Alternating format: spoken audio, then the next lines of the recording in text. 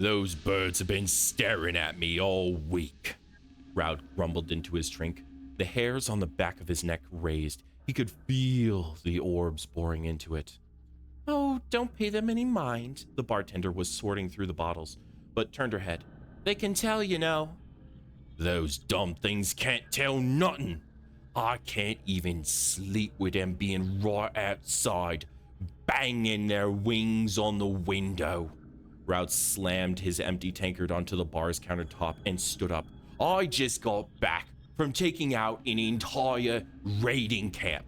30 people were hiding in those rotting caves, and the stench of their corpses was much more comfortable than this.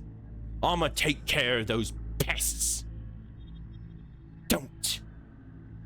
The bartender's full attention was pointed at Roud.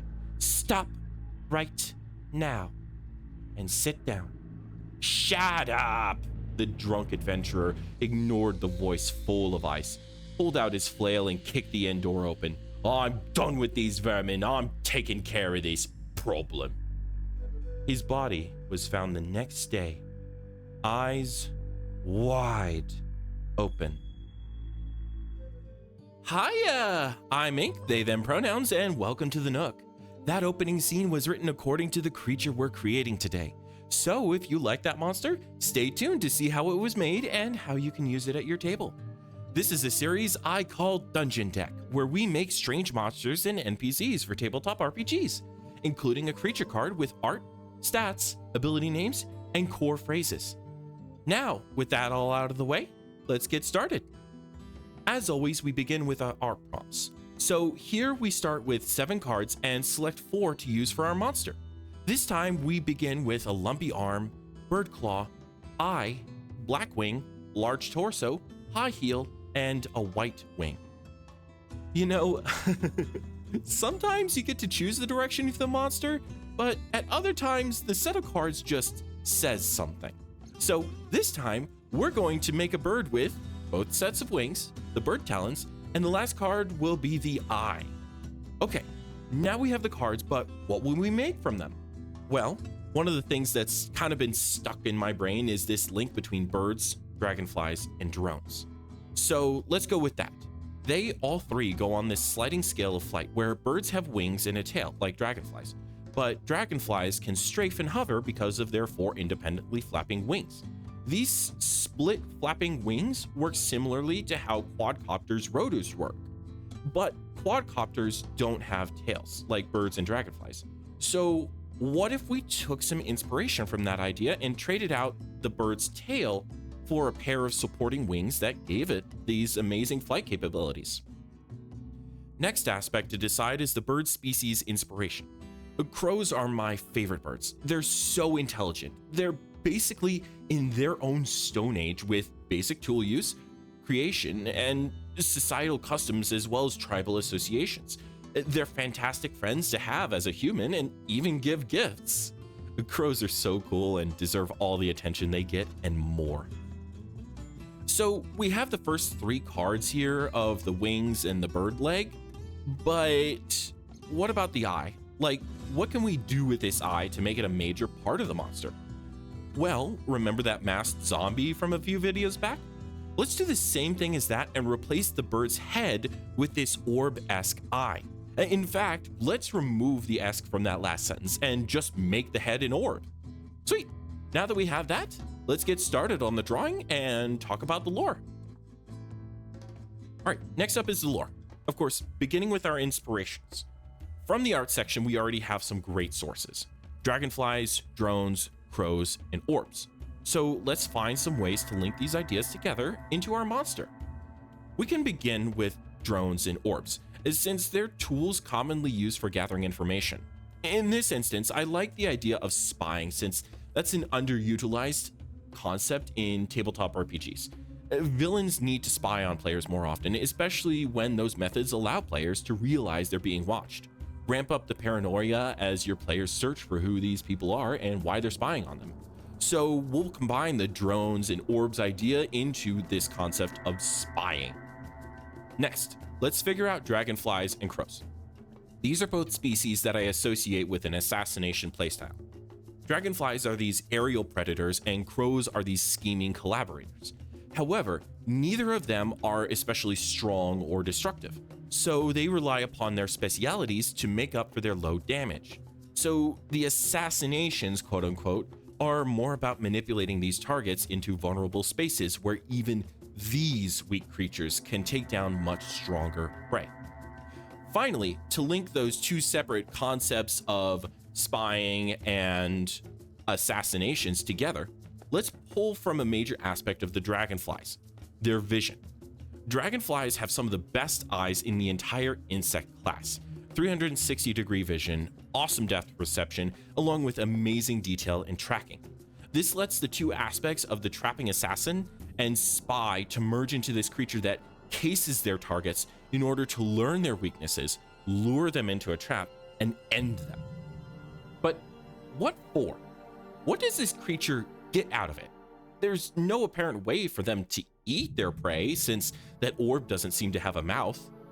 Well, what if we continue pulling on that spying and casing thread? Maybe this creature feeds upon experiences.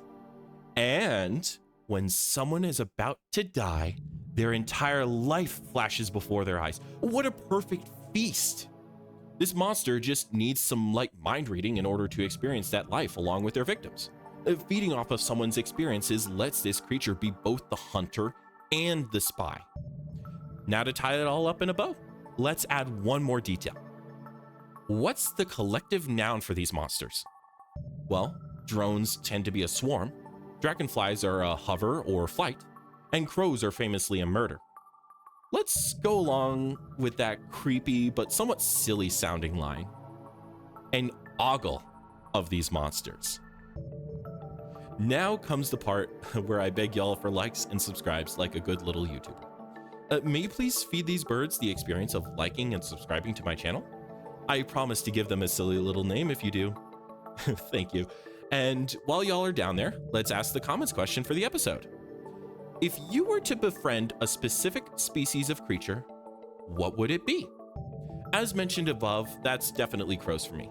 I've actually been carrying around peanuts when I go out for the past year, just in case I get to the chance to feed a crow with them. So, let me know your answers in the comments below. Now, let's pull out that creature card and start filling it in. As promised, I'll name the creatures something appropriately silly since y'all liked and subscribed earlier. They're called bird orbs, or more commonly, orbs. Thanks to Scat for the idea. Next are the abilities. These will help illustrate what our borbs can do and how they hunt down their targets. Let's begin with the borbs' perceptive abilities. These will link to the orb idea, but I also want to make a connection to their ability to see what others experience and share their own experiences. How about through and to another's orbs? This takes the popular phrase of through another's eyes and both expands and warps it into something that describes the entirety of the borb's capacities in this area. Next up are the flying skills, something to do with their agile flight, especially the ability to hover and strafe. Let's go with split stroke flight, as this is the central mechanism that grants dragonflies their aeronautical abilities. Finally, let's go for their main method of attack. It's weak, but in large enough ogles, there's no chance for their prey. In addition, the main strategy of both crows and borbs is to manipulate the aggression of their targets. So this will be called ire mobbing. Mobbing is the name of a murder of crows attack strategy, and ire means anger, commonly used in words like irritate. This lets the borbs keep their angering strategy while also emphasizing the group attack aspect. Taking these abilities all together, the borb becomes a terrifying threat, and not because of its direct attacks, but because of their capacity to mess with people. They can see through the eyes of another, share horrifying or infuriating experiences, dodge target strikes with their agile flight, and then finally tear them down as a mob of talons. Then, just as the target is about to die, the borbs stare into their soul to feed upon their entire life's experience. All right, now that we have the abilities, let's move on to the stats. We'll be using the 5th edition D&D stat spread, but the numbers will refer to the modifiers instead of the stats themselves. Strength. As mentioned earlier, none of the inspirations are that strong, and they don't need to be. -3. Constitution. Birds and insects in general aren't that durable at all. If you deck a goose in the schnoz, that thing is going down. -2. Dexterity. Huge. A good chunk of the time we were talking about how agile these Borbs were. So 4 points. Intelligence. As with crows, these birds are pretty smart, but not too smart. +2. Wisdom. Again, quite high. Their eye is so big that a Borb has to swallow their entire head to blink. 4. Charisma. Not too high here. Borbs are communicative enough to maintain their ogles and form relationships with people outside their ogles, but not really much beyond that. 1 point. These stats continue the theme of a vulnerable and weak but evasive and manipulative spy. It also cements the idea that these are smart monsters, not just your typical fodder. They always have a plan and an end goal. Finally, we have the core phrases. These are a set of statements or questions that help characterize monsters and guide DMs on how to play these creatures in a unique and interesting way. In this instance, I want to reinforce that setup brought about from the abilities and stats, but also add a couple more details that I haven't been able to fit in earlier. Feed on only the perfect targets. Borbs are so vulnerable on their own, and even as an ogle, individuals can easily be hurt if they're caught. On top of that, the traps take so much effort to set up that they can't be done willy-nilly. Choosing a target must be a heavily considered action for these monsters to survive. Remember, both friend and foe. One aspect of crows that I want to make sure is added to the Borbs is their tendency to make friends and enemies over time. This core phrase is that addition. Also, imagine a ranger type person who makes friends with an ogle and has a spy network wherever they go. That would be perfect for watching your players as they get more and more and more paranoid around these Borbs. Life tastes sweetest in its final flash. Borbs take on this dual role of adorable curiosities and horrifying monsters. They do seek death and find the moment that someone's life flashes before their eyes to be the most filling, tastiest form of experience. But they're also kind of silly with just an entire orb for a head. But still, even if they're adorable and silly and wonderful to be around, never forget, these are still monsters. So these core phrases wrap up the whole of the Borb, letting them become these horrifying monsters beyond just their appearance.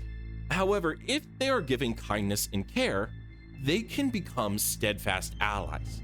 It's this duality that makes Borbs something that I want to include in my games in the future. And I hope you all feel the same. Whew, alrighty, let's wrap up.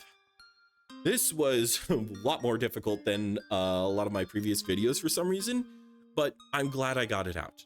Crows are so cool, and to create an homage to them with my monster is fantastic to me. If y'all have ever had a chance to add them to your game, let me know how it goes. Also, one last detail I want to add is that there's an ogle of Borbs lurking on the vacant archipelago. As for what they're doing there, I won't tell. That'll be something to swing back to later if I ever make a setting or campaign book for that place. Again, I'm having a surgery this weekend and will be messed up for a while. I announced it last week, just following up on it this week. Hopefully I can heal quick and get the next video out on time, but that'll be determined by how the surgery goes. All I can do now is prepare. All right, with that, let's bring this video to a close. For those of you with dark skies, good night. And if you have bright days, good morning. Whatever part of the world you're from, I hope you have a lovely morning, afternoon, evening, and night. Goodbye!